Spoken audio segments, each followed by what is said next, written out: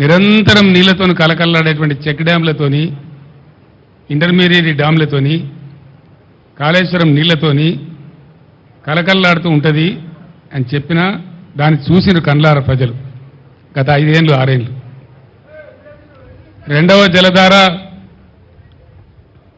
వరద కాలువ, దశాబ్దాల తరబడి పెండింగ్ ఉన్న వరద కాలువను కంప్లీట్ చేయడమే కాకుండా శ్రీరామ్ సాగర్ పునరుజ్జీవ పథకం అనే పేరుతోని ఆ వరద కాలువనే రిజర్వాయర్గా మార్చి 1.5 టీఎంసీల నీళ్లు సంవత్సరం పొడవుతా నిండా ఉండేటట్టు చేసినాం.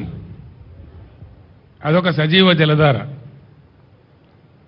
సంవత్సరానికి 9.5 నుంచి 10.5 నెలల వరకు నిండు గర్భిణిలాగా ప్రవహించేటువంటి కాకతీయ కాలువ, అదొక సజీవ జలధార.